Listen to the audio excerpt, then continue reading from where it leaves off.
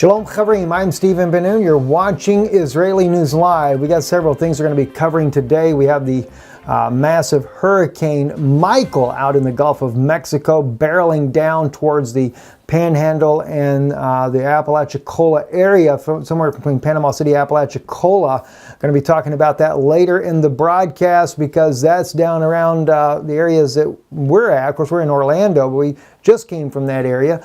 We'll also be talking about the test fire of the ballistic missile that can carry a nuclear warhead for Pakistan, how that weighs out in the world. Nikki Haley, her leaving President Trump as far as the United Nations ambassador, I believe she's planning a bid for the White House, is my personal thoughts, preparing for her next political venture there. And that was just giving her the ammunition she needs. Israel certainly, the Zionist government there loves Nikki Haley, and I hate to say it that way because right now we have Zionists in control of the Israeli government, and it spells disaster for the rest of the world because, as the prophecies say in Daniel, the violent among your people will try to establish the vision. So I'm not very happy to see that, and I'm sure Gabriel wasn't happy to deliver the message to Daniel, but we are certainly seeing this fulfilled in modern times. Now, I'm going to come back to this subject that I shared from the Pensacola Conference parking lot about the S-300 and how does this benefit Israel. Now, before I even get started there, let me explain one thing. I'm beginning to realize more and more all these things that are going on in the world today, it benefits these deep state power brokers that are making all their trillions of dollars at the expense of human lives and tragedy. You name it, it's a benefit to them. Just like in the case of the Holocaust, the Zionists and the Jewish Congress used Hitler and collaborated with the Nazis in order to create the state of Israel and sacrificed many of the Jewish people to the Holocaust and then turn around and then imported all the goods from Germany into Israel. It's kind of an awkward situation.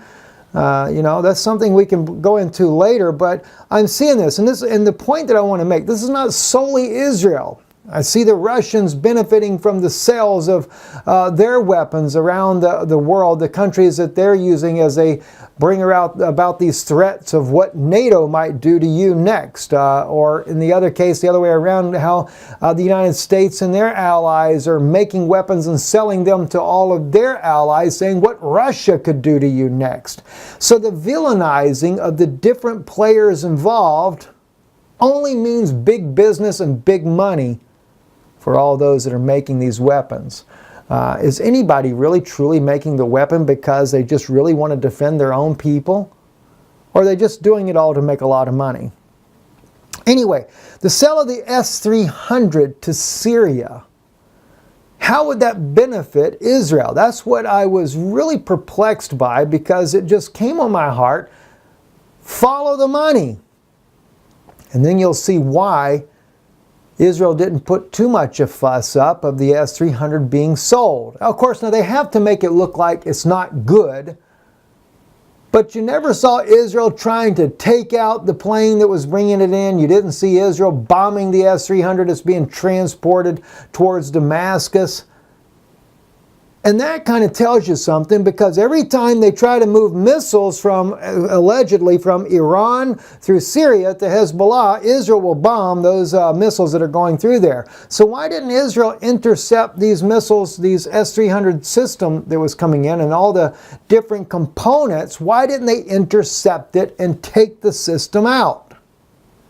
Because you have to understand, it's money, and it's big money at that. Russia, of course, needs the sale of the S-300 because it's money for them. Even though some of those nations aren't going to get the S-300 system, or the S-400, they're going to only get the S-300 system. They have to show that the S-300 system will cause Israeli F-16 and F-15 fighters to stay on the ground because of the fear of getting shot down by the S-300 system. So there is a benefit right there that Russia can sell more S-300s because, after all, maybe some of these other rogue nations in the Middle East, they don't have the advanced weaponry like Kuwait, United Arab Emirates, Saudi Arabia, these countries here, and of course their enemies, whoever they may be. But you have Pakistan, Afghanistan, which Afghanistan's pretty much under control by the U.S. government right now in order to protect those poppy fields there and ship that illegal drug money, that illegal drugs into the United States so that they can fund all this illegal weapons that are being put in the hands of terrorists around the world. But that's a different issue altogether. But at any rate, we have to really, like I said, you got to follow the money. All right. One, even though the United States has put sanctions on Russia, Israel has never been compliant with those sanctions.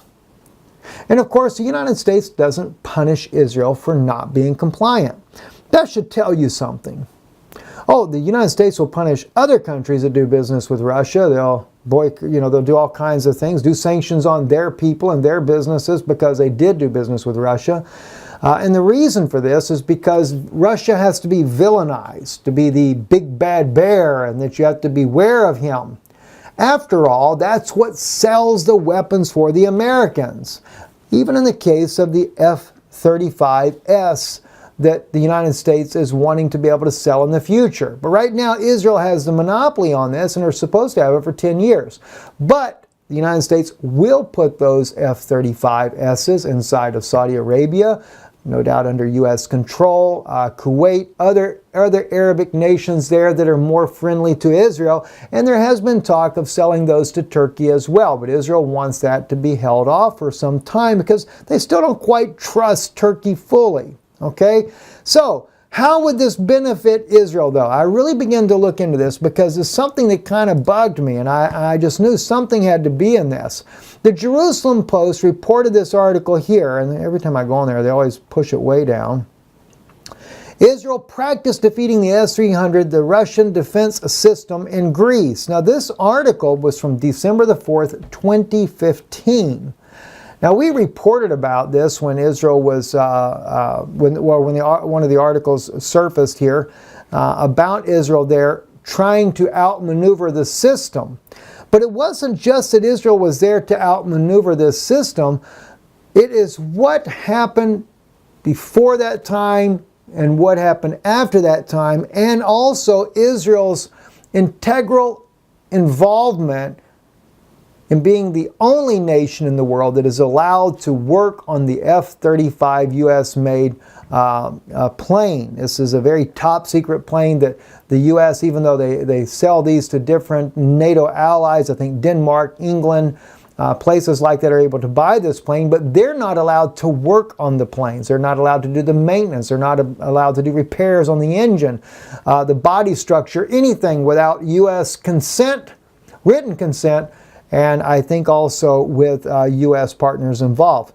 But Israel was working very intently in 2005 on trying to evade the S-300 system, and they had learned how to do just exactly that. The activation allowed Israel's warplanes to test how the S-300 lock-on system works, gathering data on its powerful tracking radar and how it might be blinded or bluffed. One defense source in the region said Greece had done so at the request of the United States, Israel's chief ally, on at least one occasion in the past year. It was unclear whether Israel had shared its findings with its allies. Part of the maneuvers involve pitting Israeli jets against Greek anti-aircraft systems. One source said, the two sources said the Crete S-300 was among the systems turned on. All right, now, if we follow, though, what goes on here, this is another article here, and this is on the nationalinterest.org. I think I got that right. Yeah, nationalinterest.org. Israel's custom F-35 stealth fighter, a lethal high-tech wonder. All right. Now, the article here, this is interesting. The article here speaks about how Israel had taken and made upgrades to this warplane, which the U.S., as I stated before, does not allow any other country in the world to do except Israel. But they had made some very, very powerful changes that made the F-35 a far more powerful machine. Now, this article here, back May 4th, 2016. Now, oddly enough, it's a year after the testing of the S-300 system. All right?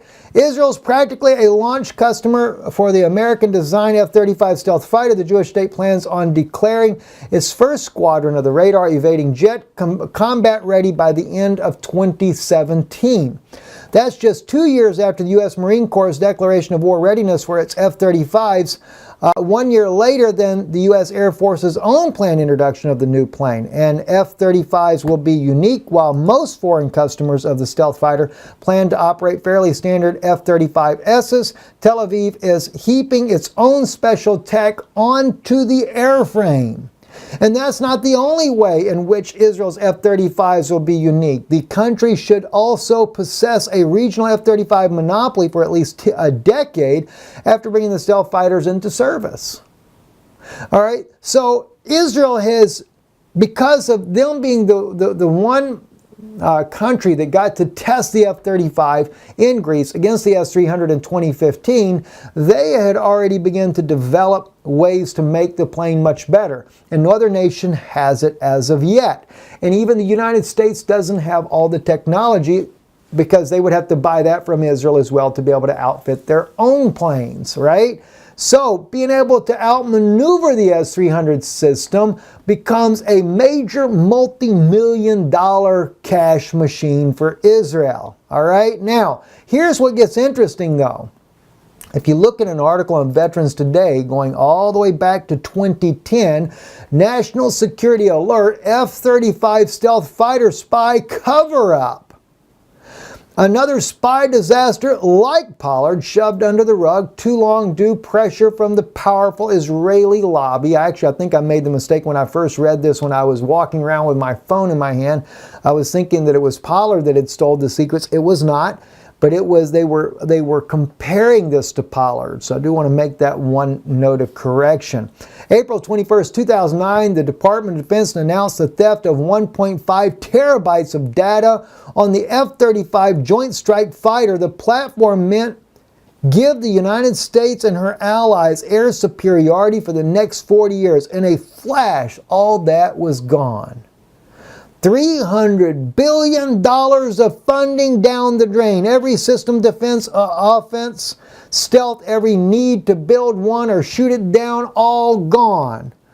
Day one, China was accused, but it wasn't China, it wasn't Iran, it wasn't Pakistan. The theft left a clear signature, one identical to the data WikiLeaks has been receiving. Sources inside the Pentagon repeating the actions of the Israeli spy Jonathan Pollard as vital as the F-35 is to America's defense. Pollard's triumph on behalf of the Soviet Russia and Israel's dwarfs the current espionage coup.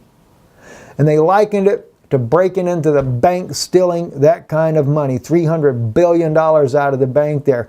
Well, the article does clearly put the finger on Israel as being the one that stole that information. And of course, you know, it's not like Israel's going to go sell it to China or Russia or anybody else. Israel just wanted to make sure they have the technology that outmaneuvers anybody else. So when Israel was there to try to outmaneuver the S-300 in 2015, no doubt Israel maybe even had already adapted some of the technology they learned from the theft of 2009. Now, again, that is hypothetical. I am speculating there. But I'm looking at the obvious. Because now we see that even Israel's, their helmets that are used in these planes, and I have no idea what the dollar amount is. Well, maybe we should take a quick peek and just see there. One F-35 helmet, Israeli made, and cost. I wonder what that would cost, because that's what's very expensive about this plane here. It says here, let's just see, Israel might have, let's see, I'm just trying to see if we can see the cost of one of these helmets that Israel, here we go, this, whoa, gosh, are you serious? $400,000 F-35 helmet can let pilots see through the plane test fits. Oh my gosh, $400,000, you know, the Israelis are the ones that developed the helmets more sophisticated. Well, it made it easy because after all, if they are the ones that, according to Veterans Today, that had actually stolen the technology back in 2009, yeah, they could have made the helmet a heck of a lot better than anybody else. And yes, guess what? All those planes that America's putting over there in the Middle East, if they're going to outdo the S-300, they got to be retrofitted with all this technology that Israel has developed. And that's just a helmet at $400,000 a pop. So every 2 planes are getting almost $1 million there, buddy. Think about that. Think about the cha-ching is going into the accounts there of all the wealthy Zionist elite that are in the country that are there to overthrow all the Middle East in the first place. And at the same time, this is why Russia doesn't buck the system, because Russia has a very good trade relations with Israel. And at the same time, Israel not going over there and blowing the system up before they can even get it into the country. That makes money for Russia as well, because they can sell more of the S-300. And as a result, like I said, for Russia, it's showing the rest of its own allies that, hey, you don't see Israel flying the F-16 over the top of Syria right now, because they know this thing could get knocked down. So some of those customers don't have quite enough money for the S-400 or are not qualified for it. They're going to get the S-300 system just like President Bashar al-Assad. I wonder if President Bashar al-Assad knows that he gets duped on a regular basis by both Russia, the United States, and Israel, and all the other allies in the region there. I'm at a loss for words as I see the things that I see that are going on here. So, after all, Israel might have the ultimate weapon, custom-built F-35 stealth fighter.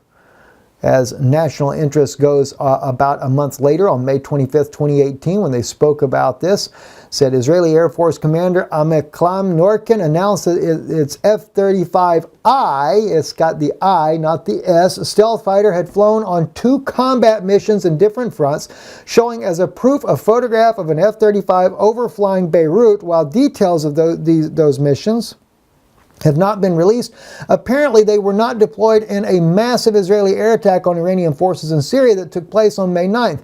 This, nonetheless, apparently confirmed the first combat operations undertaken by any variant of the controversial stealth jet, which is currently entering service with militaries of 10 countries after undergoing over 2 decades of developments. 10 countries are getting it. Ka-ching! Another big sell again. Not just for Israel either, mind you. This is for, like Lockheed Martin and all these major military people over in the United States that have developed all this.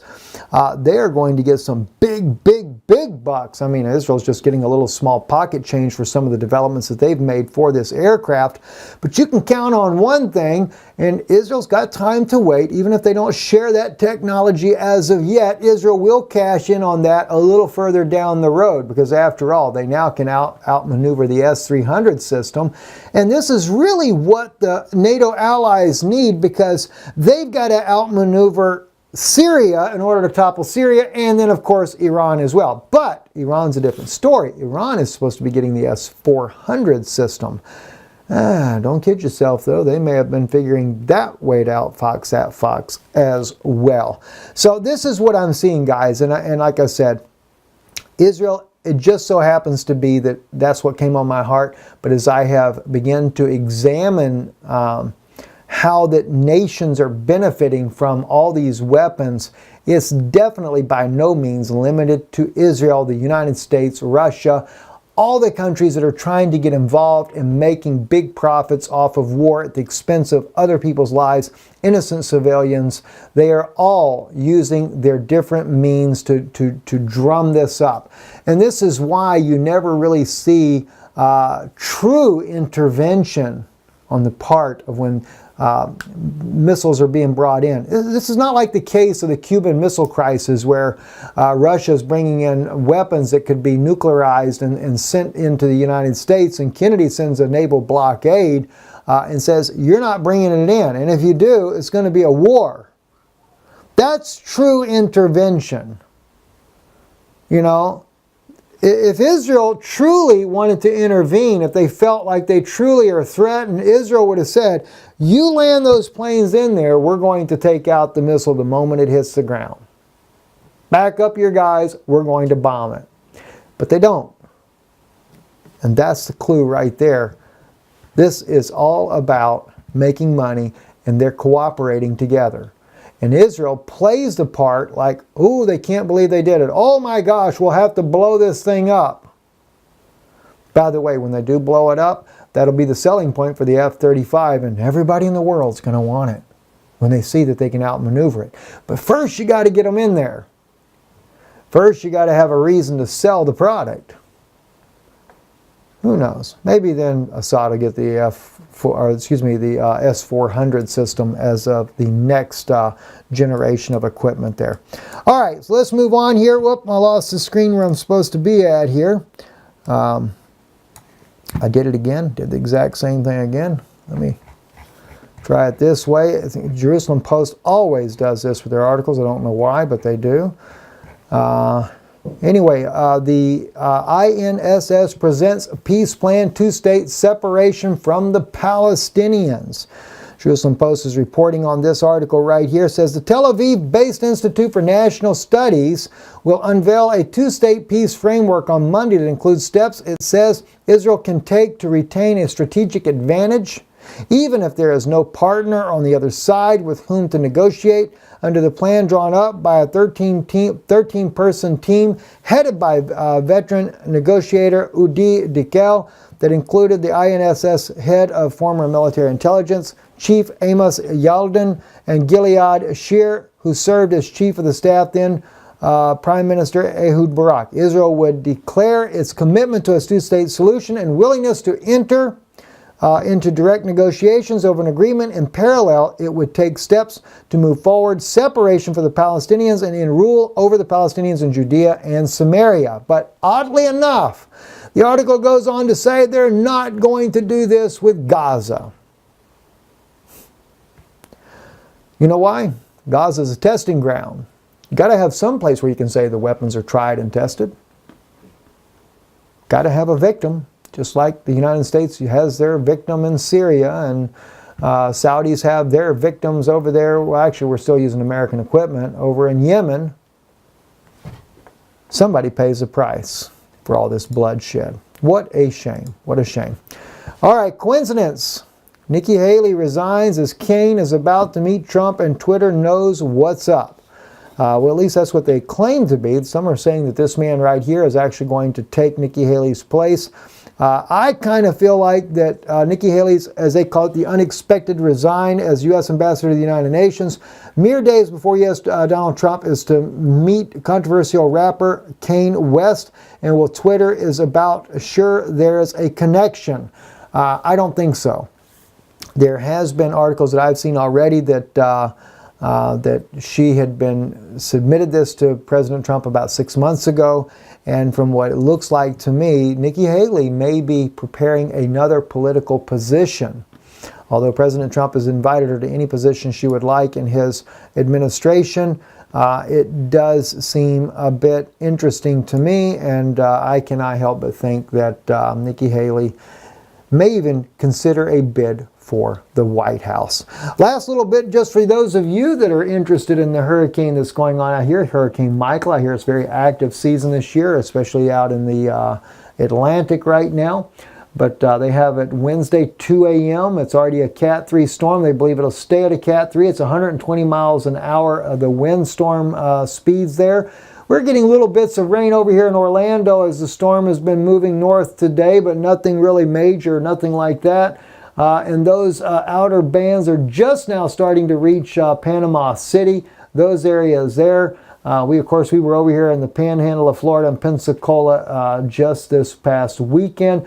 And it was interesting, as we were leaving the Pensacola region headed back home, we then realized that Tallahassee was probably going to get the strong side of the storm because the lines in the gas stations were mega long already last night as we were traveling back to Orlando. We didn't see it once you got over here closer. You got to Lake City. You didn't see the traffic anymore.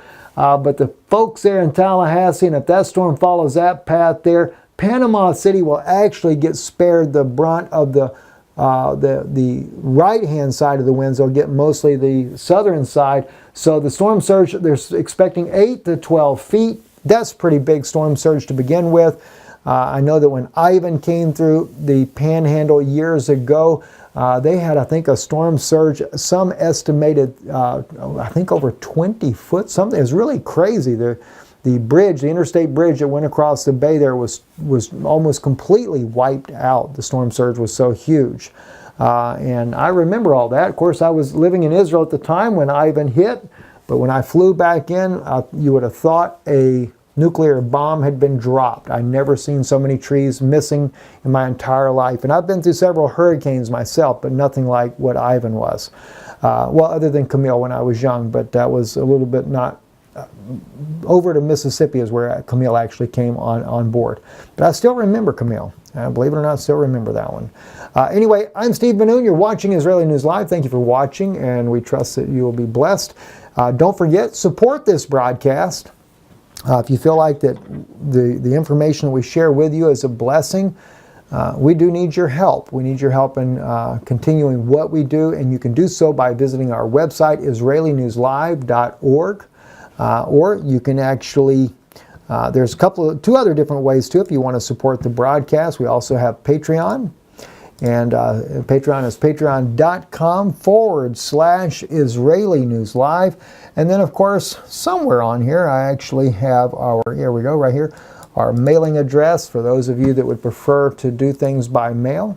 You can mail us here. To support us, it's Ben-Nun Institute, 8297 Champions Gate Boulevard, number 442, Champions Gate, Florida, 33896. That's actually in the Orlando area there, closer to the Kissimmee side. Anyway, blessings to you. Thank you for watching. Shalom. We'll talk to you tomorrow evening.